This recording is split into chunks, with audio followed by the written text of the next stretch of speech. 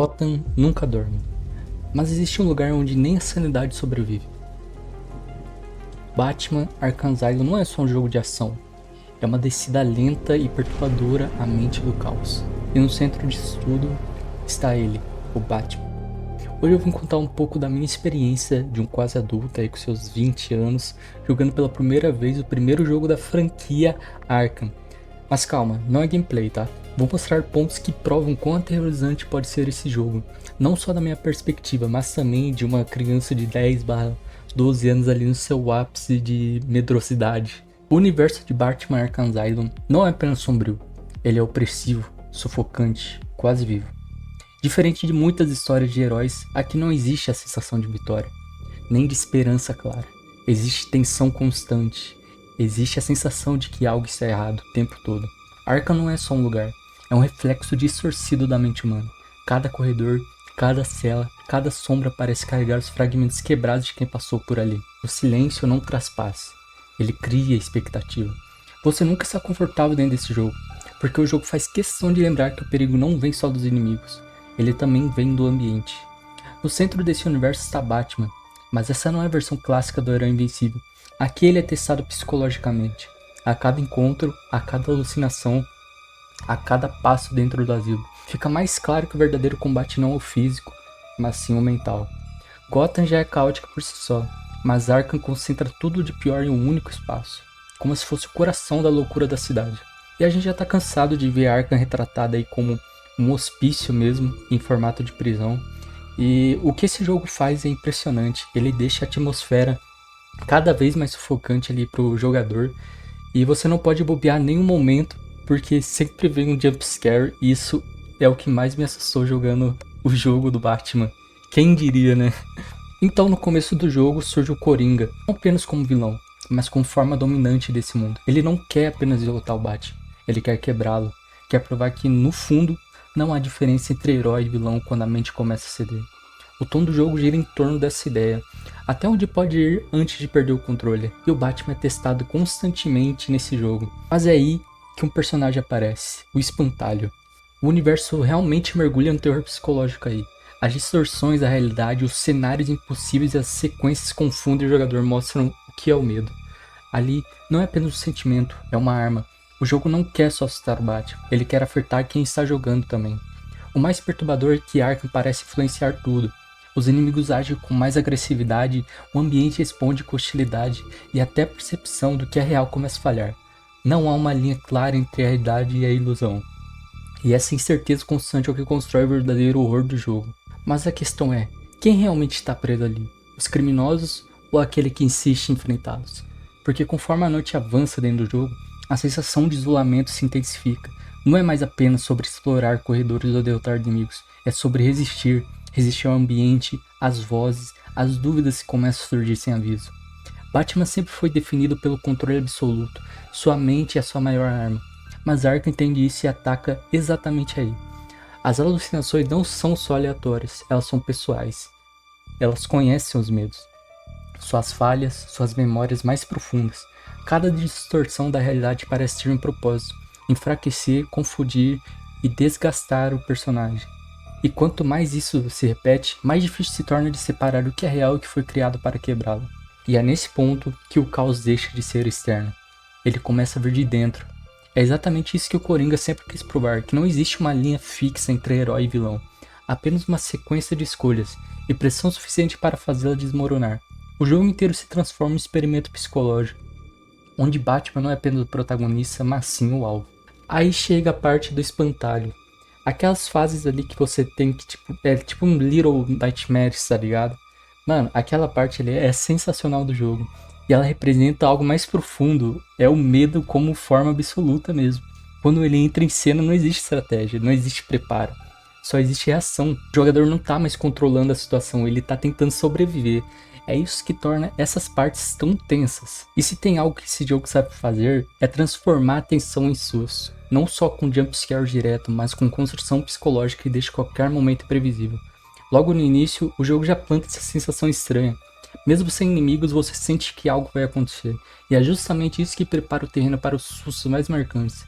E um dos momentos mais famosos acontece durante a sequência do espantalho, que de repente o jogo trava.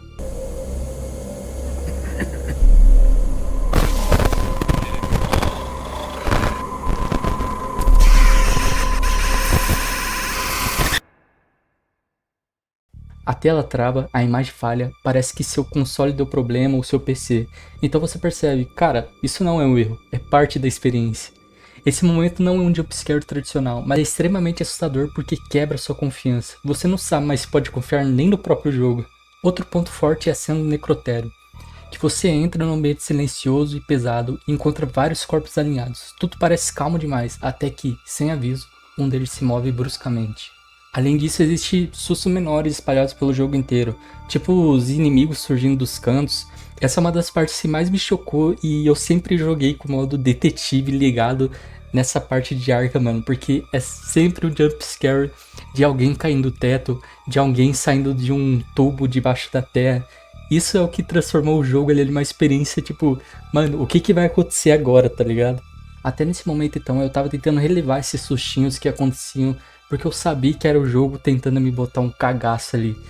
Mas tem uma parte, meus amigos, tem uma parte que é o caralho do esgoto do crocodilo no Batman Arkham Asylum. É, sem exagero, um dos momentos mais tensos e assustadores do jogo inteiro. E faz isso sem depender de exageros, mano. Tudo começa quando você desce pro esgoto, o ambiente muda completamente. Não há mais corredores estruturados ou salas fechadas. Só água escura, plataformas frágeis e o silêncio pesado. Aqui o jogo tira algo essencial de você, o controle. Batman não pode simplesmente enfrentar um inimigo. Não há combate direto, não há estratégia tradicional. Existe apenas uma regra: não faça barulho. Cada passo precisa ser calculado, cada movimento pode ser o último. Então vem o pior. Você nunca vê o crocodilo claramente. Ele está sempre embaixo d'água, sempre invisível, sempre presente. O jogo usa o som como arma, o leve espingar da água, o eco dos passos e de repente um barulho mais alto, um sinal de que ele está vindo.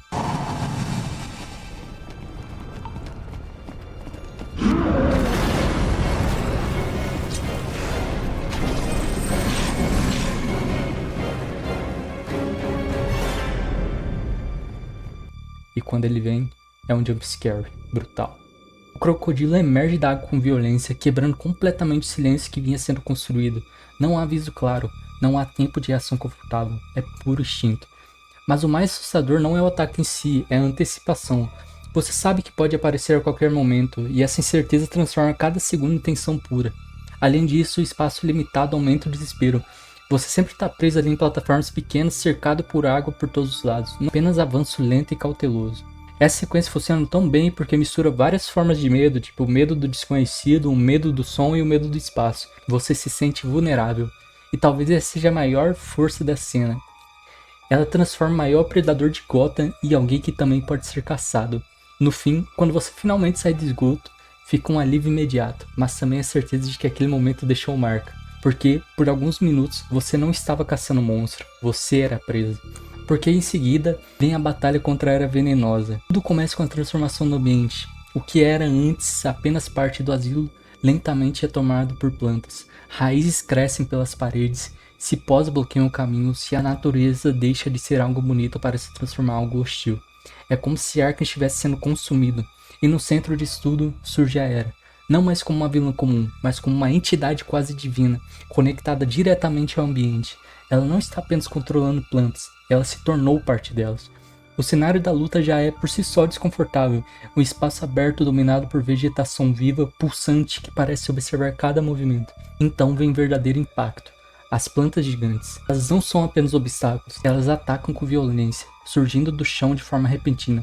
Não chega a ser jumpscare clássico, mas tem aqueles efeitos de surpresa que te faz recuar na hora.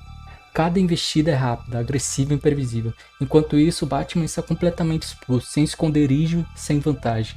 Diferente do esgoto do crocodilo, onde o medo vinha do invisível, aqui o terror é explícito, é visual, é grotesco. As plantas se contorcem como criaturas vivas. O cenário parece respirar. E a própria Era, suspensa no centro, transmite uma sensação de controle absoluto. Quase como se você estivesse invadindo o território de algo muito maior do que deveria. Outro ponto marcante é o som, os ruídos das plantas, os impactos no chão, a voz calma e fria da Era, tudo contribui para um clima estranho, quase hipnótico. Ela não grita, ela não se desespera, ela domina. Isso torna tudo mais inquietante. A luta exige atenção constante, porque os ataques não surgem de um padrão confortável. A qualquer momento uma planta pode surgir, um golpe pode vir de baixo, e o jogador precisa reagir rapidamente. Não é exatamente o soco direto, é pressão contínua, e esse tipo de tensão cansa. No fim, quando a luta termina, o alívio vem, mas junto com uma sensação estranha, como se você tivesse enfrentado algo natural demais para ser combatido. Porque diferente dos outros inimigos, a Era não representa apenas loucura, ela representa algo fora do controle humano, algo que cresce, se espalha e consome. E por alguns momentos de Arkham parece que nem o próprio Batman pode parar isso completamente. E no fim de tudo, quando a poeira realmente abaixa e o silêncio volta a tomar conta de Batman Arkham Asylum, fica uma sensação difícil de ignorar. Você sobreviveu, mas não saiu liso. Cada corredor escuro, cada sussurro no vazio, cada encontro com o espantalho, crocodilo era venenosa, deixam marcas que não desaparecem quando o jogo acaba. Porque Arkham não é só um lugar, é uma experiência. E no centro disso tudo, Batman prova que a força não é só o suficiente, quando o verdadeiro inimigo está dentro da sua mente. E talvez essa seja a maior vitória do jogo. Não te assustar com o monstro, mas te fazer sentir como se estivesse preso com eles. Então se você chegou até aqui, comenta aí qual foi o momento que mais mexeu com você. E se quiser mais conteúdo assim, explorando o lado mais sombrio das coisas, seja tanto em games, seja tanto em animes, mangás, você já sabe. Se inscreve aí no canal e deixa o like, porque no final Arkham pode até ficar para trás, mas essa sensação de estar sendo observado, essa nunca vai embora.